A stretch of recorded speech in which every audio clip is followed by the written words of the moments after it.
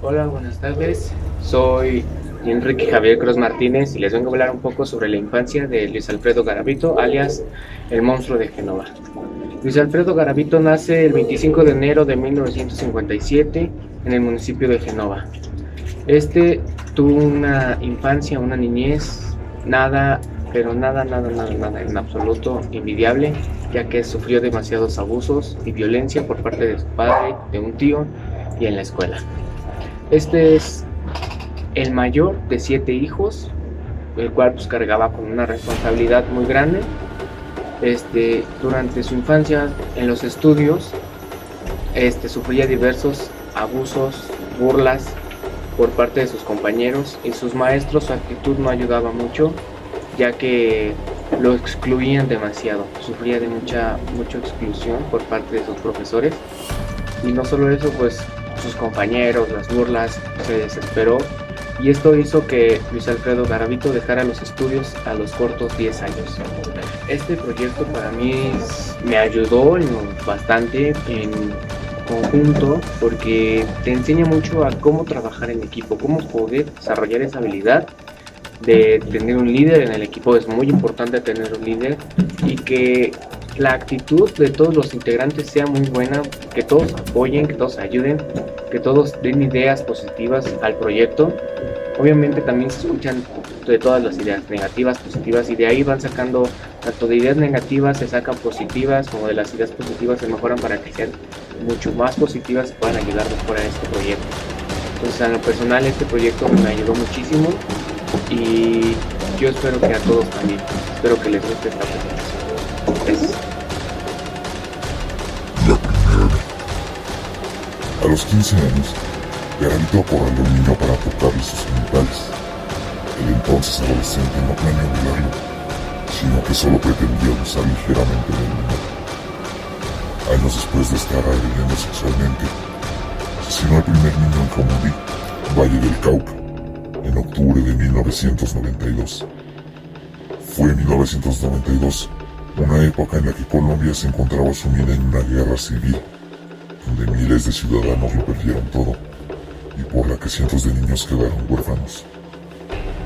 Estos serían el blanco perfecto de sus abusos. Nadie los echaría de menos y desaparecían.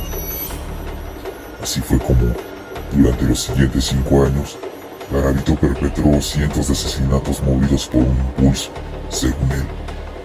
Todo sucedía de repente y sin planificación, pero la realidad era otra.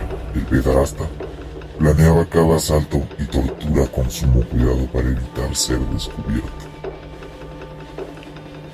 Y mi conclusión en general del proyecto Aula, pienso que fue un proyecto bastante entretenido. Fue un poco complicado de llevar a cabo, pero salió muy bien. Mi tema se basa un poco más en la infancia del monstruo de Génova, Luis Alfredo Garavito. Fue realmente muy interesante el ver cómo los traumas de la infancia pueden repercutir drásticamente en tu salud mental. No es justificable todo lo que cometió. Aquellas familias debieron sufrir muchísimo con la desaparición de los niños, de sus hijos, de su sangre. Esta es la clara muestra de que un psicópata no nace, se hace. He aprendido a tener empatía con el asesino. No debió ser fácil todo lo que vivió, pero jamás estaré de acuerdo con su manera de sobrellevar las cosas y su manera de conseguir placer.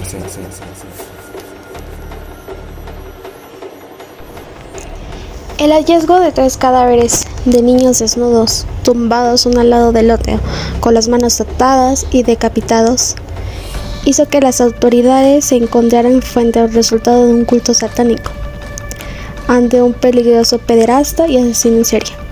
5 años tardaron en percatarse de que cientos de desaparecidos tenían un único responsable, que era Luis Alfredo Garavito, alias La Bestia. Todo lo contrario, las palizas fueron la tónica habitual. Incluso sufrió toda clase de torturas, quemaduras con velas, cortes con navajas de afeitar, golpes con palos, mientras lo ataban en un árbol. Estas vejaciones no fueron el único trauma de Luis Alfredo que tuvo en su infancia. Un amigo de la familia lo violó con 13 años de edad y tiempo después, el muchacho trató de vengarse contratando a unos sicarios. A partir de entonces, la víctima se convirtió en un verdugo y desarrolló una personalidad tan agresiva, iracunda, psicótica y paranoica, sumada a una fuerte atracción sexual hacia los niños.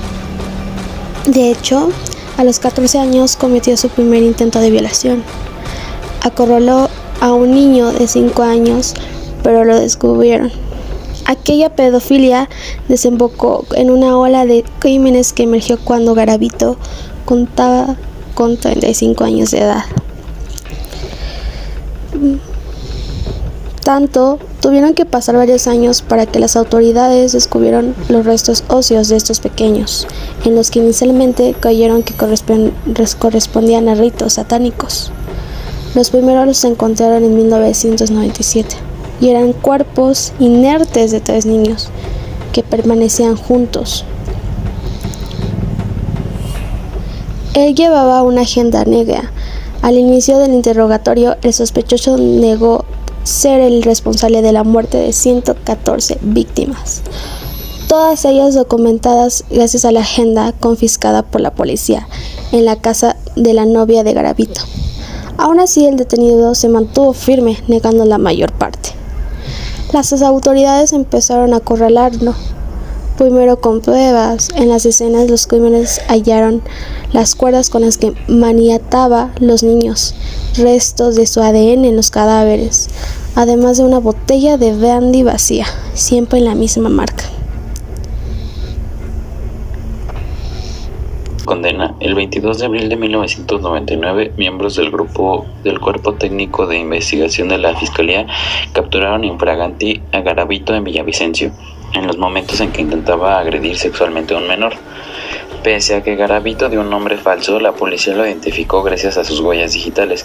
Lo interrogaron durante horas. Cuando se vio acorralado por el fiscal que le interrogaba, Luis Alfredo Garavito cayó de rodillas, soltó el llanto, pidió perdón por lo que había hecho y dijo que iba a confesar. Sacó su pequeña libreta negra y detalló uno a uno todos sus crímenes. Confesó ser el responsable no solo de la muerte del menor hallada en Tunja, sino también de los 3 niños de Génova y de otros 172 crímenes cometidos contra niños y adolescentes en 11 departamentos del país entre 1992 y 1998. Garavito se convertiría así en el segundo asesino en serie más prolífico de la historia contemporánea. Garavito fue juzgado por 172 asesinatos. Era la primera vez que un asesino en serie sudamericano acumulaba tantos cargos de homicidio. De todos ellos, Garavito recibió 138 fallos condenatorios, 32 casos que quedaron pendientes, uno en apelación y uno esperando sentencia. La suma de las condenas era de 1.853 años y 9 días. El tema que elegimos es interesante, poco común y algo que a pocas personas les resulta cómodo, pero es necesario conocer el tipo de personas que nos rodean y viven entre nosotros. El tema en sí es muy interesante y cubre tanto que sería difícil describirlo todo o lo que han hecho, y es bastante extenso, así que recopilamos lo más notable. Es increíble cómo los asesinos piensan, en lo que sienten cuando matan y en lo que les pasa después de que lo hacen. Su conciencia muere con cada asesinato. Tienen ganas de seguir matando y nunca los arrestan. Algunos solo los arrestan porque fueron enviados a prisión y depende de lo que mataron afecta su sentencia. La mayoría de los asesinos en serie nunca salen de prisión, pero hay excepciones, aunque hay víctimas sobrevivientes, entre las cuales sufren y viven con miedo de que vuelvan por ella. En general, fue muy agradable trabajar este tema con Proyecto Aula, ya que aprendimos cosas nuevas y descubrimos cosas que nunca hubiéramos imaginado sobre personas enfermas.